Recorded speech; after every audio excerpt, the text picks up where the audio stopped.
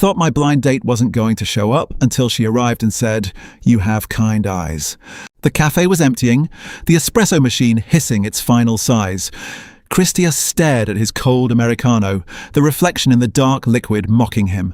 45 minutes. She wasn't coming. He signaled the waitress, a bitter sigh escaping his lips. "Check, please." Just as he reached for his wallet, a flurry of movement caught his eye. A woman, breathless, her auburn hair a chaotic halo, stood before his table. She didn't look at his sensible shoes or his nervous hands. She looked straight into his face, her gaze piercing. "I'm so sorry," she gasped, "but you have kind eyes. You must be Christia." Christia Skov was a man comfortable in the quiet corners of life. An archivist by trade, he spent his days meticulously organizing the past, finding solace in the predictable order of dates, names, and fading ink. His present, however, was a disorganized mess of lonely evenings and the hollow echo of his own footsteps in his small, dusty apartment. At 32, he felt like a relic himself, carefully preserved but rarely touched. The blind date was Ivo Nazer's idea.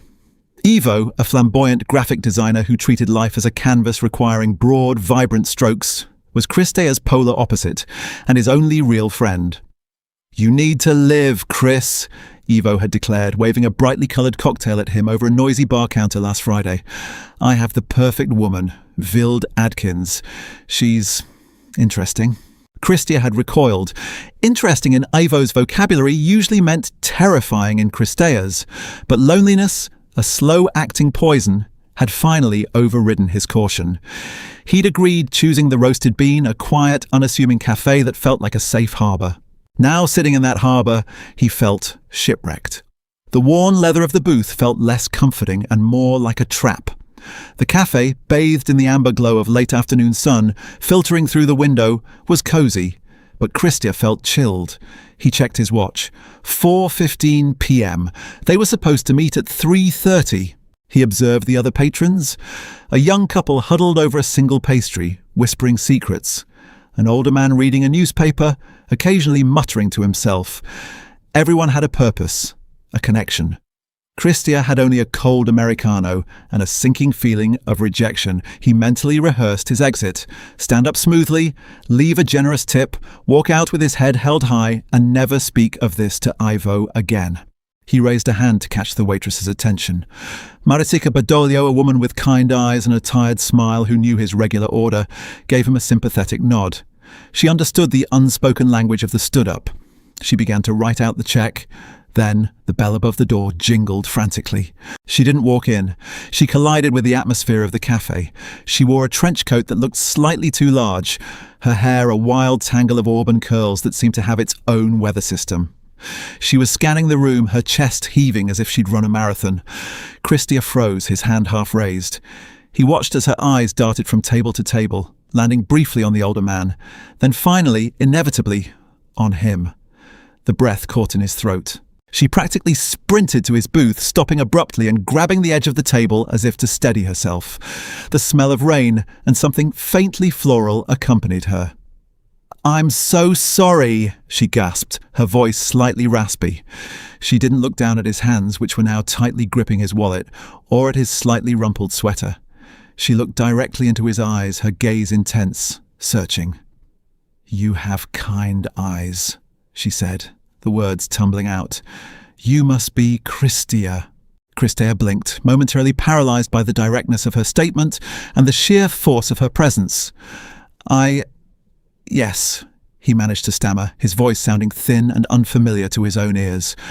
"I'm Christia, and you are—" "Vilda," she said, collapsing into the seat across from him.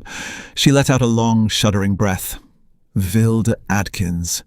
God, I am so sorry I'm late. You have no idea." Marisika approached the table, the check still in hand, her expression shifting from sympathy to surprise. "Need a minute, hun?" she asked Vilda, her tone maternal. "A tea, please," Vilda said, rubbing her temples. "Chamomile and—" "Whatever he's having." She gestured vaguely to Christia's cold coffee. "I was just about to leave," Christia admitted, the words slipping out before he could stop them.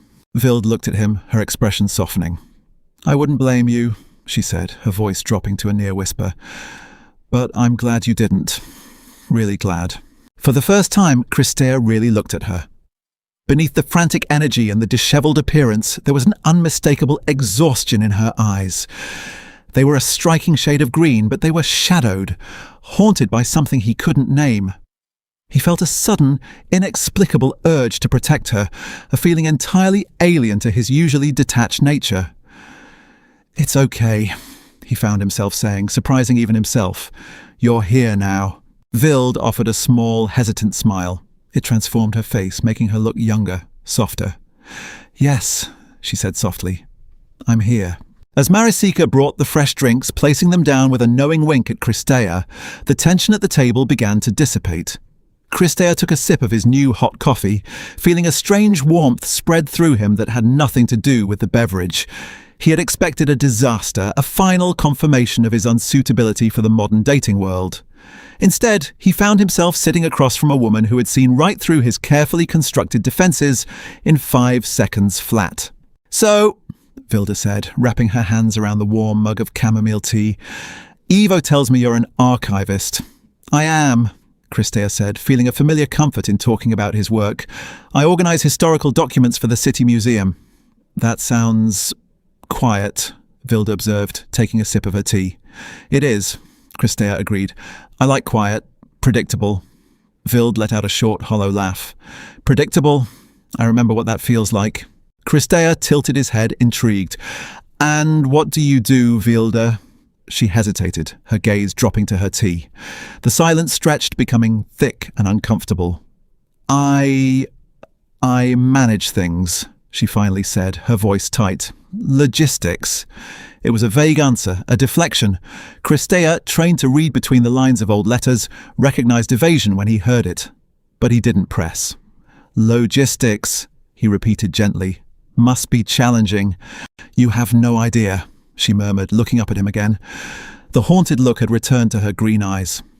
"But right now, the only logistics I care about are right here." Christea felt a flush creep up his neck. "I suppose Ivo warned you I'm not exactly dynamic." "Ivo said you were a rock," Vild replied, leaning forward slightly. "Solid, dependable." She paused, her gaze locking onto his. "Right now, Christea, a rock is exactly what I need." The words hung in the air, heavy with unspoken meaning. Christea didn't know what to say. He was an archivist, not a saviour. Yet looking at Vilda Adkins, he felt the foundation of his predictable life begin to shift.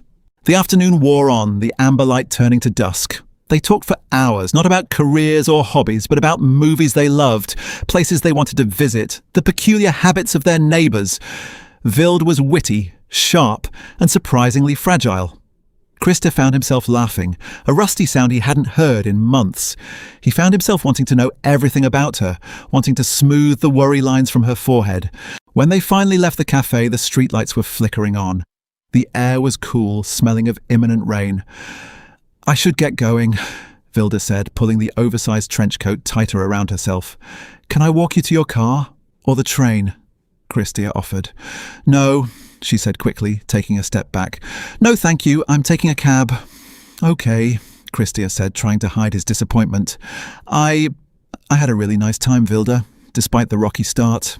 Vild smiled, a genuine warm smile. "Me too, Christia. Thank you for staying." She turned and began to walk away quickly, her heels clicking rapidly on the pavement. Christia watched her go, feeling a profound sense of loss. He hadn't asked for her number. He hadn't asked to see her again. He had just let her walk away. Suddenly she stopped and turned back. She jogged back to him, stopping inches away. Before he could react, she leaned up and pressed a soft, lingering kiss to his cheek. "You really do have kind eyes, Christia," she whispered, her breath warm against his skin. Then she was gone, disappearing into the gathering darkness. Christia stood there for a long time, the scent of rain and faint florals lingering in the air, knowing with absolute certainty that his quiet, predictable life was over. The next morning, the City Museum's basement archives felt suffocating. Christia sat at his large oak desk, a stack of 19th century municipal records before him, but the faded ink was a blur. His mind was relentlessly replaying the events of the previous evening. Vilda's frantic entrance, the haunted look in her green eyes, the surprising warmth of her laugh, and the lingering pressure of her kiss on his cheek. He tried to focus on a property deed from 1885, tracing the spidery handwriting. Usually, this process grounded him, connecting him to the tangible history of the city. Today, it felt like irrelevant noise. He needed to talk to Ivo. He grabbed his phone, his thumb hovering over Ivo's contact name. He hesitated. Calling Ivo meant admitting he was interested, vulnerable. It meant stepping out of the shadows. With a sharp exhale, he pressed the call button. "Chris, my favorite dusty librarian." Ivo's voice boomed through the receiver, accompanied by the background noise of what sounded like a blender and loud pop music. "Archivist, Ivo, I'm an archivist," Christia corrected, a familiar routine. "And I need to talk to you about Vilda." The blender stopped abruptly. The music was turned down. "Ooh," Ivo said, his tone shifting from boisterous to intensely curious. "Spill the tea. Was she a disaster? Did she talk about her cats the whole time?" "No cats," Christea said, leaning back in his squeaky chair. "She was late, very late." "I told you she operates on Vilda time," Ivo laughed, though it sounded slightly forced. "But then she arrived," Christea continued, lowering his voice despite being alone in the basement. "And she was captivating. We talked for hours." A long pause followed. "Really?" Ivo sounded genuinely surprised. "I mean, I knew she was pretty, but I didn't think she'd be your speed, Chris. She's a bit chaotic." "Chaotic is one word for it," Christia admitted, "but she also seemed lost." "Ivo, what do you actually know about her?" "She was very vague about what she does." Ivo sighed, a heavy sound that crackled over the line. "Honestly, Chris, not much. We met a few months ago at an art opening. She's friends with Gemma Amo. You remember Gemma, the sculptor? Vild seemed fun, a bit wild, always up for a party, but she never really talks about herself. I thought maybe she just needed a solid guy like you to ground her." "A solid guy," Christia repeated, the phrase Vilda had used echoing in his mind. "Right. Well, I didn't get her number." "Are you an idiot?" Ivo shrieked, the blender roaring back to life for a brief second before being shut off again. "How did you manage that?" "She left quickly. She took a cab. It all happened very fast," Christia defended himself, feeling foolish. "All right, lover boy, don't panic," Ivo said, his tone taking on a conspiratorial edge. "I'll text Gemma and get her number, but Chris, be careful. She's intense." Christia hung up, feeling a mixture of hope and trepidation. He returned to the property deeds, but his mind remained stubbornly fixed on Vilda Adkins. Later that afternoon, his phone buzzed, a text from Ivo containing a string of numbers. No message, just the digits. Christea stared at the screen for a full 5 minutes before typing out a message. "Hi Vilda, it's Christea. From yesterday. I was wondering if you'd like to have dinner sometime." He hit send and immediately tossed the phone onto the desk, as if it might burn him. The hours ticked by agonizingly slowly. He processed 2 boxes of tax records, his eyes darting to the silent phone every few minutes. By the time he locked up the archives at 6 p.m., he had convinced himself she was ignoring him. It was a fleeting moment, a spark that had fizzled out in the cold light of day. He was walking to the subway, the city noise washing over him, when his phone finally vibrated. He fumbled in his pocket, nearly dropping the device. "Dinner sounds lovely. Tomorrow night, 7 p.m, I'll send you the address." Relief washed over him, swift and sweet. He typed back a quick affirmative and shoved the phone back into his pocket, a rare, genuine smile breaking across his face. The address she sent the next day was for a small, dimly lit Italian place on the edge of the city's warehouse district. It was a far cry from the cozy familiarity of the roasted bean. Christia arrived 10 minutes early, feeling out of place in his tweed jacket amidst the industrial chic decor. He secured a booth in the back and waited.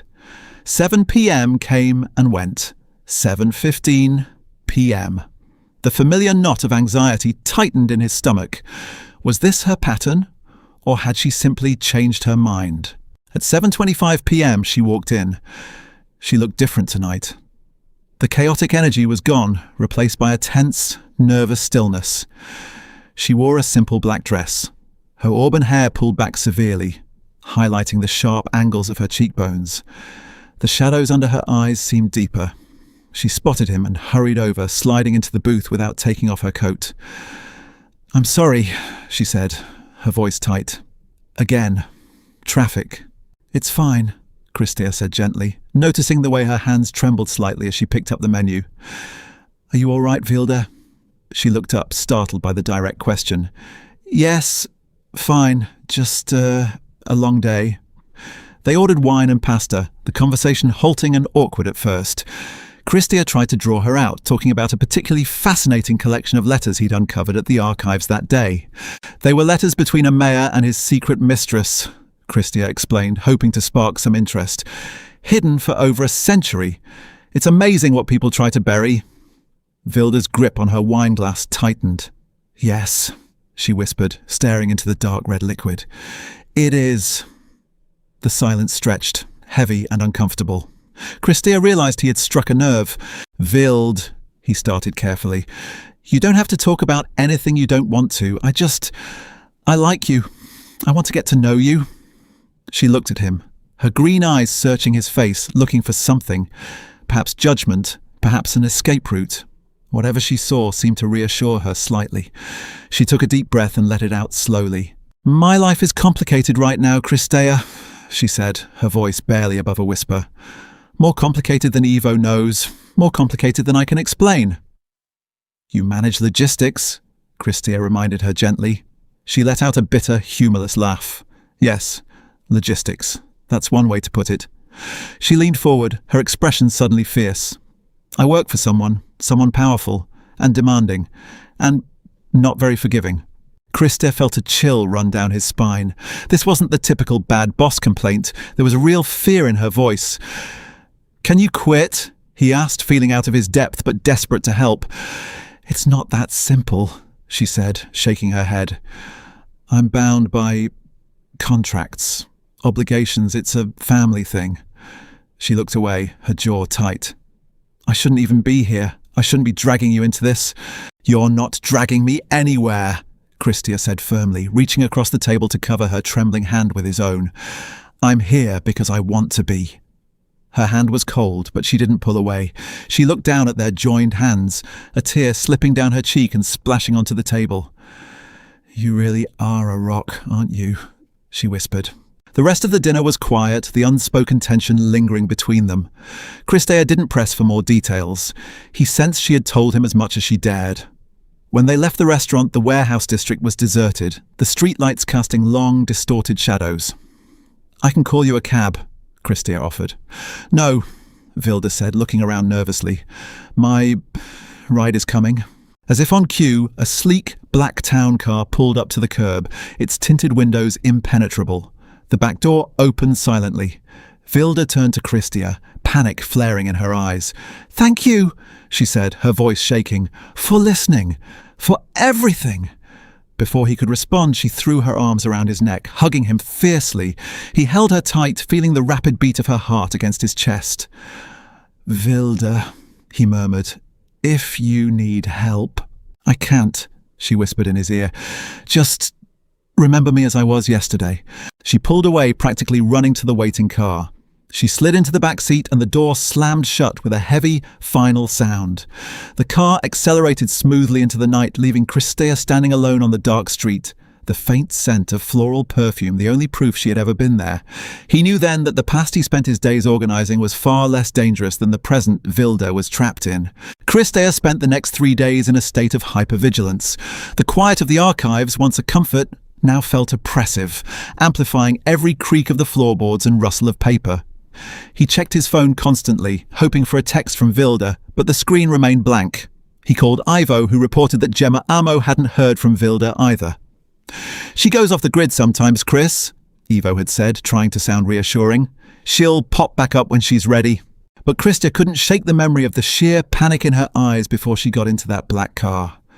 It wasn't the look of someone taking a casual break from society. It was the look of someone trapped. By Thursday evening, the anxiety had coalesced into a hard knot in his stomach. He locked up the archives earlier than usual, feeling an irrational urge to get back to the safety of his apartment. The subway ride was tense. He scrutinized every passenger, looking for the impossible, Vilde, or perhaps someone watching him. His apartment building was a nondescript pre-war walk-up in a quiet neighborhood. He climbed the 3 flights of stairs, the familiar smell of old carpet and his neighbor's cooking usually a comfort, now barely registering. He unlocked his door, pushing it open, and stopped dead. The apartment was not as he left it. It wasn't ransacked, not exactly. It was subtle. A meticulously organized man, Christia noticed the tiny discrepancies immediately. The stack of mail on the console table was slightly skewed. A book on the coffee table, a biography of an obscure 18th century diplomat, was pushed back half an inch. The chair by the window was angled slightly differently. Someone had been here, someone who had taken care to cover their tracks, but not enough care to fool someone who catalogued minute details for a living. His heart began to hammer against his ribs. He stood perfectly still, listening. The apartment was silent, save for the hum of the refrigerator. He slowly reached into his pocket and gripped his keys, a pathetic weapon, but it was all he had. He moved cautiously through the small living room, checking the bedroom, the bathroom, the tiny kitchen. Empty. The windows were still locked. He let out a shaky breath, slumping onto the sofa. Who would break into his apartment? He had nothing of value. Old books, some thrift store furniture, a meager savings account. Then the realization hit him like a physical blow. They weren't looking for money, they were looking for something related to Vilde. He scrambled to his feet, a surge of adrenaline washing away his fear. He went to his desk, where he kept his laptop and personal papers. The drawers were closed, but he felt a strange resistance when he pulled one open.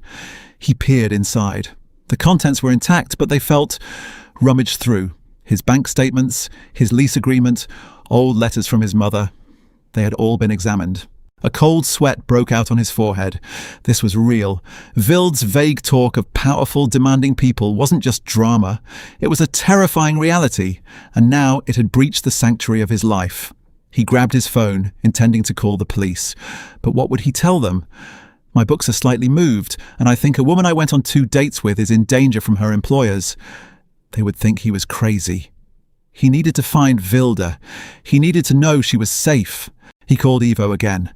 It went straight to voicemail. He cursed silently. He thought about calling Gemma Amo, but he didn't have her number. He paced the small living room, his mind racing. Who were these people? What did Vilde do for them? Logistics. The word tasted like ash in his mouth. He needed to act, but he was an archivist, a man of the past, utterly unequipped for the dangers of the present. He forced himself to sit down at his desk, taking a deep breath to steady his shaking hands. He opened his laptop. If he couldn't find Vilde in the physical world, he would look for her in the digital one. He started with basic searches. Vilde Adkins, a few scattered social media profiles mostly abandoned years ago, a LinkedIn page that listed her simply as an independent consultant. He tried combining her name with Gemma Amo. A few pictures from gallery openings, Vilde looking glamorous but distant, always on the edge of the frame. He needed more. He dug deeper, using the research skills he employed daily at the museum. He searched public records, property databases, anything he could think of. Hours passed. The city outside his window grew dark and quiet. Finally, he found something. A business registration document filed 3 years ago. The company was called Aegis Holdings.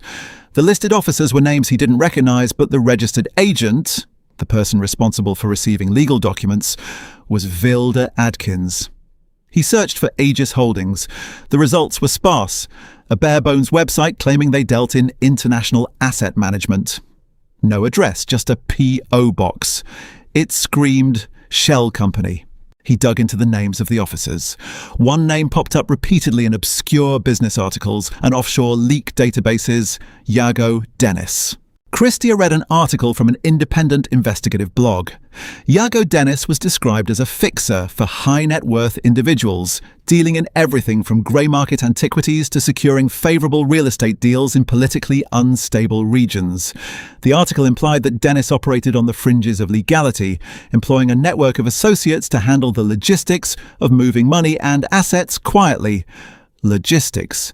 Vilde's word. Christia leaned back, the blue light of the screen illuminating his pale face. Vilde wasn't just a consultant. She was working for a shadow operation, handling the dirty details for a man who sounded exceedingly dangerous. And now Iago Dennis or his associates knew about Christia. They had been in his home. The sudden sharp ring of his doorbell shattered the silence of the apartment. Christia jumped, knocking his knee against the desk. He stared at the front door, paralyzed. It was 11:30 p.m. He moved silently to the peephole. Standing in the dimly lit hallway was a man he had never seen before. He was tall, impeccably dressed in a dark suit, with a face that was handsome, but entirely devoid of expression. He looked like he belonged in a corporate boardroom, not a rundown walk-up. The man reached out and pressed the buzzer again, a long, insistent sound. Christia held his breath, gripping the doorknob. He didn't speak. He didn't move. The man waited for a full minute. Then he leaned close to the door, his voice calm, clear, and chillingly polite. "Mr. Skov, we know you are in there. We don't want to cause a disturbance. Please open the door. We just want to ask you a few questions about Ms. Adkins." Christia backed away from the door, his heart hammering a frantic rhythm against his ribs. He was no longer just an observer of history. He was trapped in a very dangerous present, and the wolves were at the door. Christia backed away from the door, his stockinged feet making no sound on the worn hardwood. The man in the hallway, impeccably dressed, terrifyingly calm, waited. A minute stretched into an eternity.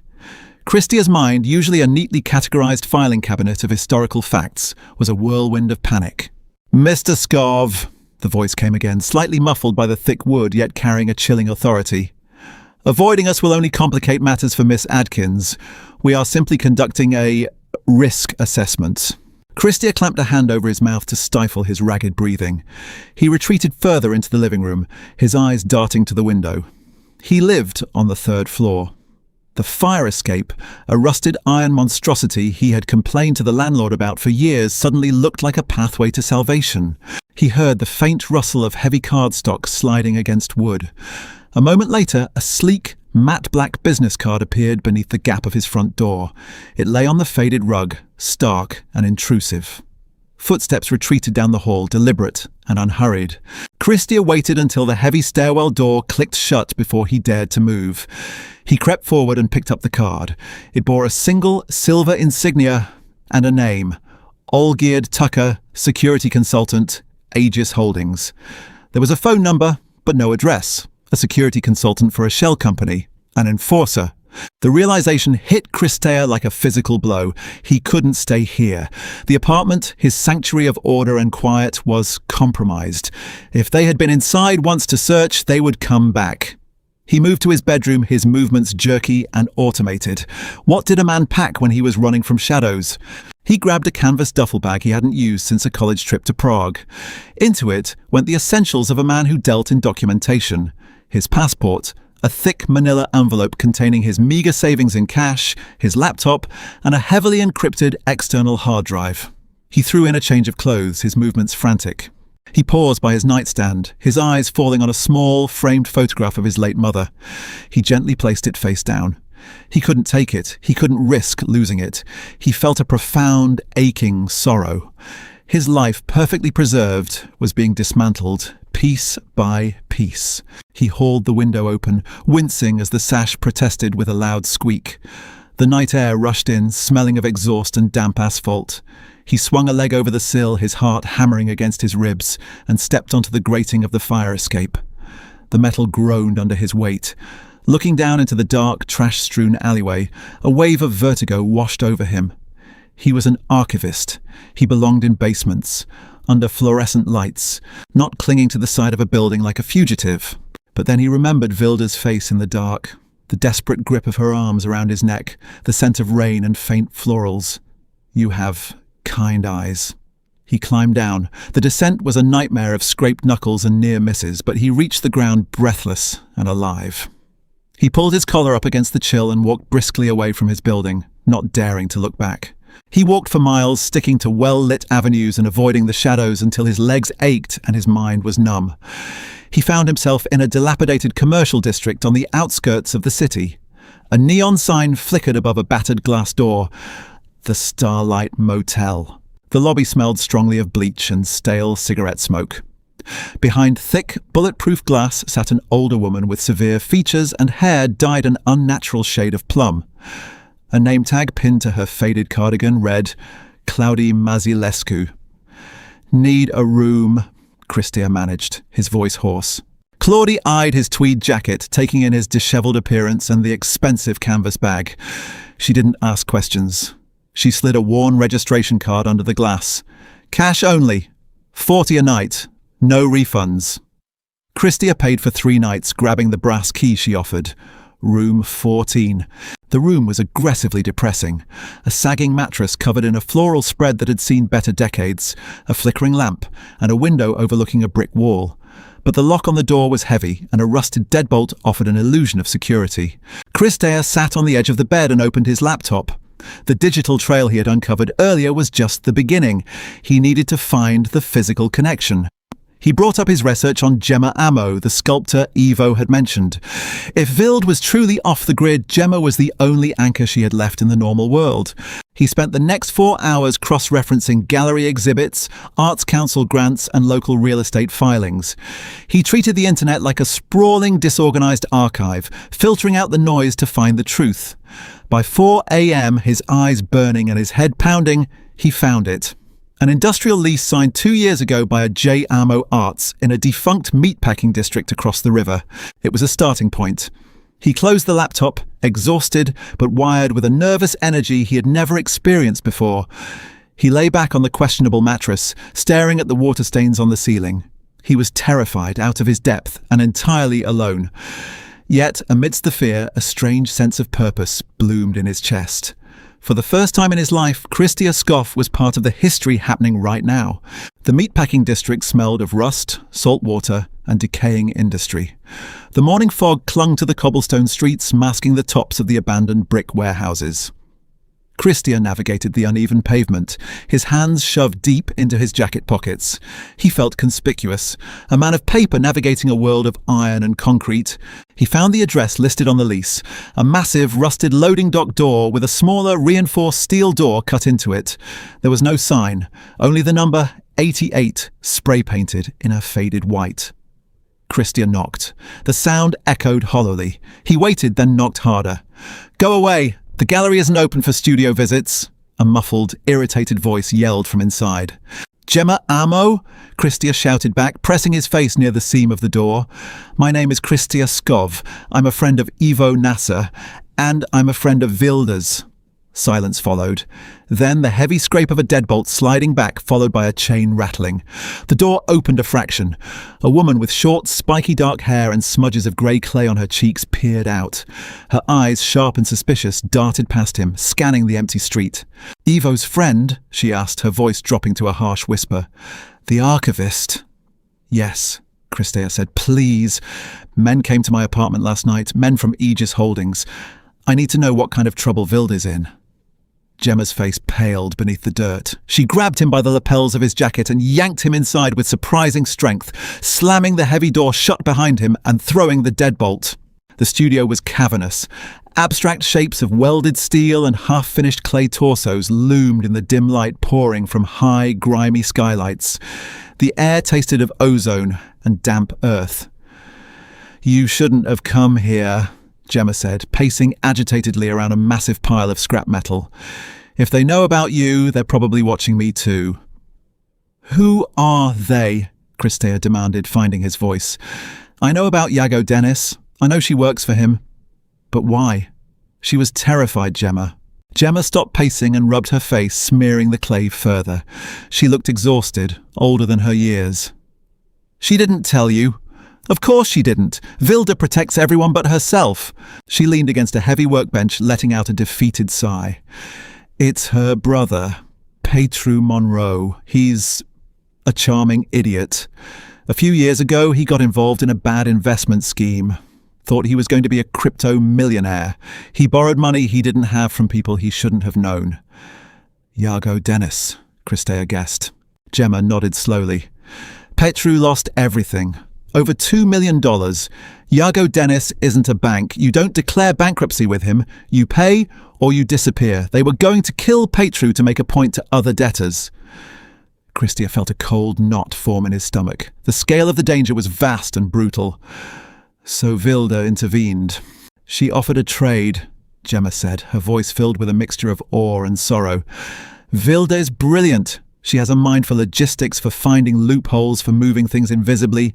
She offered to work off Petru's debt. She cleans up Iago's supply chains, manages his grey market imports, antiquities, undocumented tech. Whatever he needs moved without the authorities noticing."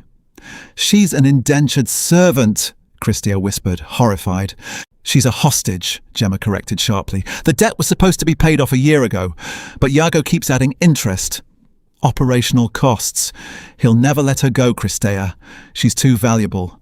And if she tries to run, Petru dies. Where is she now? Christia asked, his jaw clenching. The protective urge he'd felt in the cafe returned, magnified tenfold. Gemma shook her head. I don't know. They move her around, but... She hesitated, biting her lip. There is an event tonight. The Lampa Gallery is hosting a private exhibition of reclaimed Byzantine artifacts. Helena Lampa is one of Iago's main fencers. Whenever high-value items move through the city, Vild has to be on site to ensure the logistics go smoothly. If she's anywhere, she'll be there tonight in the background. Before Christea could respond, a shadow fell across the frosted glass of the studio's high windows. Gemma froze. She grabbed a heavy steel wrench from the bench. "Quiet!" she mouthed. Heavy footsteps crunched on the gravel outside. Someone was walking the perimeter of the building. Christia held his breath. He saw the silhouette of a massive man pause by the reinforced door. A heavy fist slammed against the metal once, twice. "Miss Amo," a deep, rumbling voice called out. "My name is Franz Seuss. I'm a collector. I'd love to discuss a commission." Gemma's eyes were wide with terror. She pointed to the back of the warehouse. "That's one of Iago's muscle," she whispered. "He's here to see if I know anything. You have to leave. Now." She hurried him toward a small, rusted door, half hidden behind a stack of wooden crates. "This opens to the alley. Go, Christea. And forget about the Lampa Gallery. You can't help her. You'll only get yourself killed." "I can't just leave her," Christea said, stopping at the threshold. "She sacrificed her life so her brother could live," Gemma said, her voice breaking. "Don't make her sacrifice yours too." She shoved him out into the damp alley and locked the door behind him. Christia stood in the narrow passage, the echo of Franz Seuss's heavy knocking ringing in his ears. He looked at his shaking hands. Gemma was right. He was outmatched.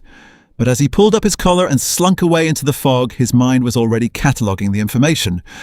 The Lampa Gallery. Tonight. He was going to get his date back. The Lampa Gallery, situated in the heart of the city's affluent arts district, was a fortress disguised as a temple of culture.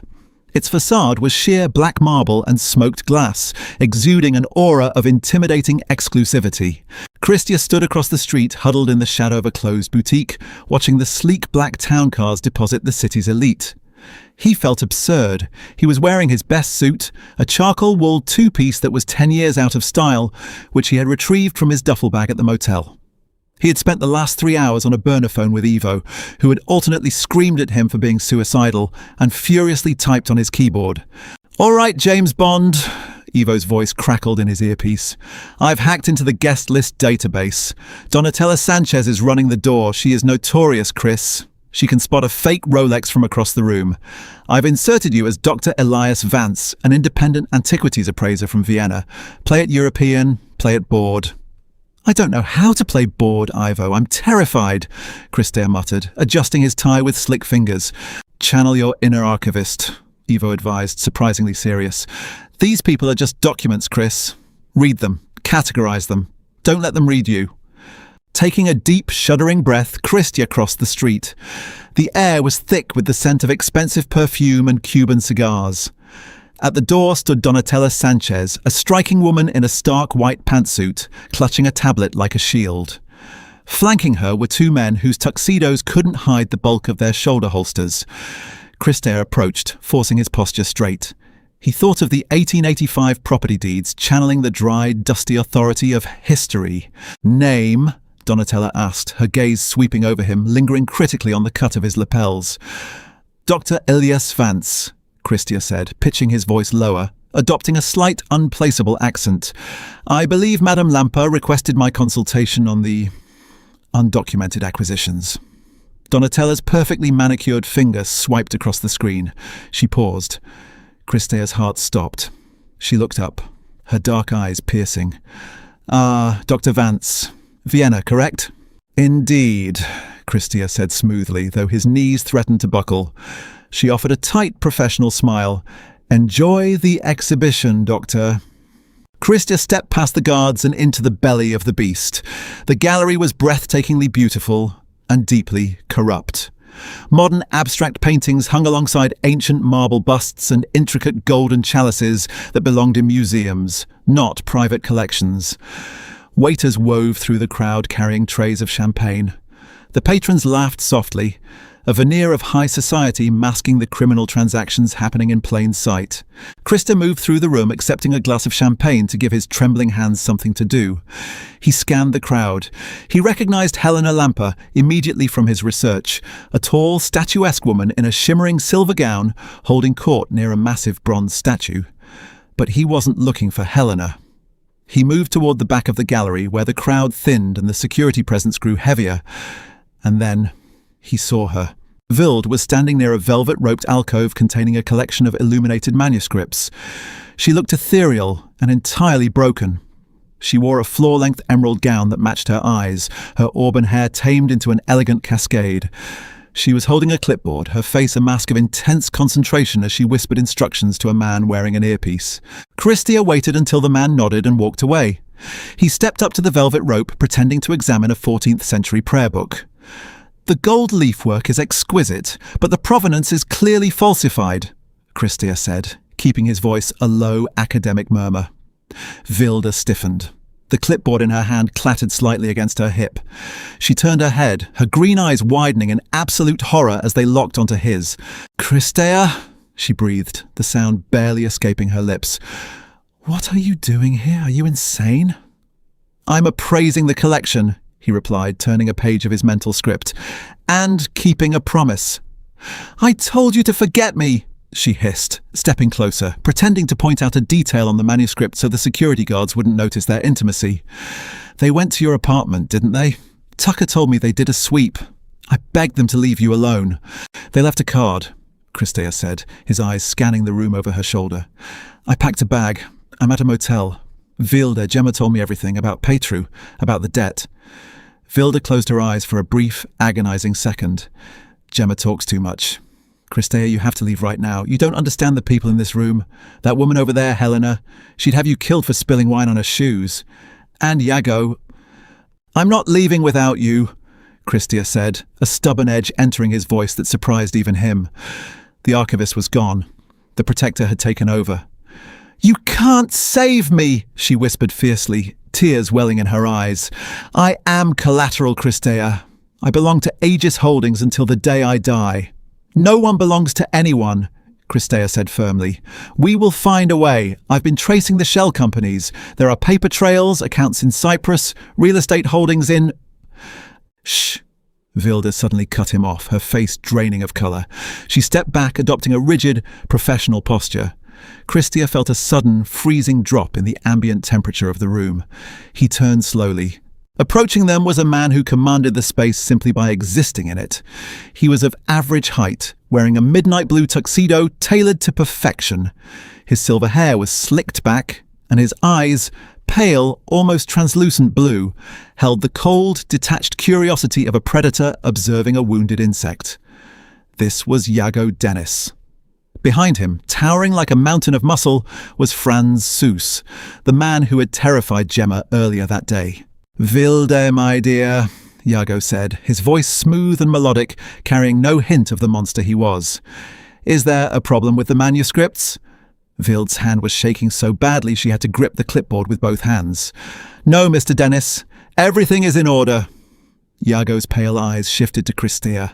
They dissected him in a fraction of a second. The outdated suit, the tense posture, the nervous sweat beading on his forehead. "And who is your friend?" Iago inquired, a pleasant smile not reaching his eyes. Vilde swallowed hard. "This is Dr. Elias Vance, an appraiser Helena brought in from Vienna to verify the Byzantine pieces." Iago tilted his head, a gesture of mock fascination. "Dr. Vance, a pleasure. Though I must admit, I find your interest in my logistics coordinator quite curious. You were standing very close." Christia met the man's gaze. Every instinct screamed at him to run, to apologize, to cower. But he felt Vilde trembling beside him, and a strange, cold fury settled over his panic.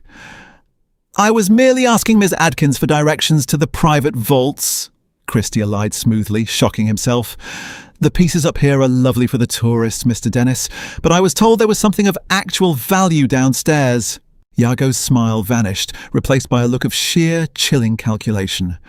The silence stretched, heavy and dangerous. Franzus shifted his weight, his massive hands clenching. Finally, Iago let out a soft, dry chuckle. "Well, Dr. Vance, you are either incredibly brave or profoundly foolish, but you are correct. The real treasures are hidden." He gestured gracefully toward a heavy, unmarked door at the back of the gallery. "Please, allow me to give you a personal tour of the vaults. You too, Vilde. I think our guest requires special attention." Vilde shot Christia a look of pure, unadulterated terror. But there was no refusing Iago Dennis. As the heavy door clicked shut behind them, sealing them away from the champagne and the laughter, Crestea realized he had just walked them both straight into a cage. The descent in the hidden elevator was agonizing. When the doors finally parted, Crestea and Vilde stepped into a subterranean bunker that felt like a high-tech morgue. Rows of reinforced steel shelving held wooden crates of smuggled antiquities. Helena Lamper stood beside a stainless steel table, examining a chalice. She glanced up, annoyed. "Iago, must we bring the help downstairs?" "A brief detour," Iago replied smoothly. He waved a hand over 3 identical golden reliquaries.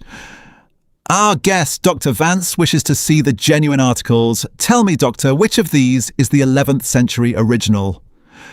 Christia's archivist instincts took over. He ignored his racing heart, focusing on the gold. "The one on the right," he said firmly. "The patina on the others is chemically induced, lacking the oxidized pitting of a millennium underwater." "Outstanding," Iago smirked, clapping slowly. His pale eyes turned utterly lethal. "Exactly the kind of meticulous deduction one would expect from a municipal archivist. Isn't that right, Crestea Skov?" Vilde let out a choked gasp. Iago tapped his phone. A heavy steel door buzzed open and Olgierd Tucker strode in, dragging a brutally beaten young man by his collar. "Petru!" Vilde screamed, thrashing as Franzus caught her by the waist, lifting her off her feet. "The charade is over, Mr. Skov," Iago said with terrifying calm. "We found your motel, your luggage, your notes. You are a man of paper who has wandered into a world of fire." Crestea looked at Vilde's tears, at her bleeding brother, and finally at Iago Dennis. The panic suffocating him suddenly crystallized into absolute clarity. He reached up, removed his hidden earpiece, and crushed it beneath his shoe. "You're right," Crestea said, his voice completely steady. "I'm a man of paper, and paper is exactly what is going to bury you tonight." Silence thickened in the vault. Iago's smile faltered for a fraction of a second. "Bury me with what? Olgierd has your hard drive."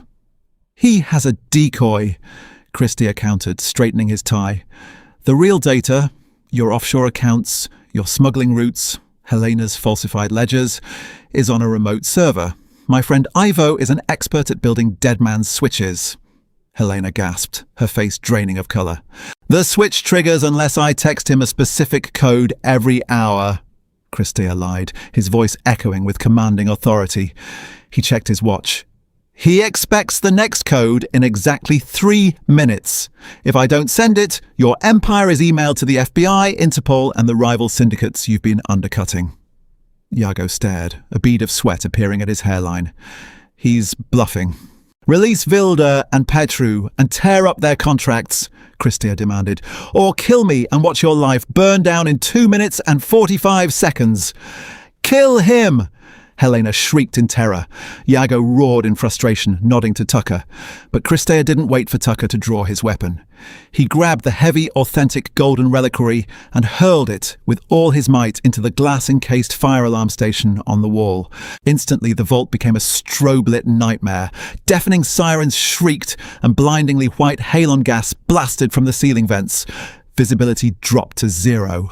Tucker fired his gun blindly into the ceiling. Franzus roared in confusion, dropping Vilde. "Crestea!" Vilde screamed through the chemical fog. "Here!" He scrambled across the floor, grabbing her arm. Vilde hauled a gasping Petru to his feet. Guided only by flashing red emergency lights, Crestea blindly pushed through the fog until he found the heavy emergency stairwell door. He shoved it open, and the 3 of them tumbled into the raw concrete stairwell, climbing desperately toward the surface. They burst through the panicked ground floor gallery and out into the damp night air. An alarm wailed behind them. "Chris! Over here!" Ivo's battered silver sedan was parked illegally across the street, hazard lights flashing. They sprinted across the slick asphalt and piled in. Ivo slammed the gas, the tires squealing as they left the Lampa gallery far behind. "Did it work?" Ivo demanded, eyes wide with adrenaline. "I sent the data dump to the FBI the second I heard the gunshot." "You didn't have a dead man's switch?" Vild panted, staring from Ivo to Kristea in shock. Kristea let out a breathless, exhausted laugh. "There was no switch, just a timed email delay. If we hadn't made it out, it would have sent anyway. I just needed a bluff strong enough to make Iago hesitate." Vild stared at him, overwhelming awe replacing her fear. In the back seat, Petru weakly apologized to his sister, and Vilda finally allowed herself to cry, pulling him into an embrace. Kristea reached back, resting a gentle hand on her knee. 3 weeks later, the afternoon sun cast a warm glow over the roasted bean. Kristea sat in his usual booth, sipping coffee. The TV above the counter buzzed with the news of Iago Dennis's arrest in Geneva and the total collapse of Agis Holdings. Petru was safely in a rehab facility upstate. The cafe bell jingled. Vild walked in, wearing a green sweater that matched her bright, clear eyes. The frantic energy and terror that used to shroud her were entirely gone. She looked radiant. "Hi," she said softly, sliding into the booth. She reached across the table, taking his hands and tracing his knuckles. "I have an interview today for a disaster relief charity. Completely legal." "They'd be lucky to have you," Kristea smiled. She leaned in close, the scent of rain and florals enveloping him. "You really do have kind eyes, Kristea Skov," she whispered. Kristea squeezed her hands. He had spent his whole life archiving the past, but looking at Vilda, he realized the present was finally something to be lived. The storm that had threatened to drown them both had finally broken, leaving behind a sky washed clean and bright. Kristea Skov, the quiet man of paper, had stepped out of the dusty archives of his life and rewritten his own history to save the woman he loved. And Vild Adkins, once bound by impossible debts and paralyzing fear, was finally free to walk in the light. Hand in hand, they stepped out of the roasted bean and into the bustling, vibrant streets of the city, ready to face the beautiful, unpredictable chaos of a life truly lived together. If you enjoyed this emotional journey of suspense, sacrifice, and unexpected love, please give this video a thumbs up. Share it with a friend who loves a thrilling romance, and don't forget to subscribe to the channel for more gripping, heart-pounding stories every week. Let me know in the comments, what would you risk for a blind date?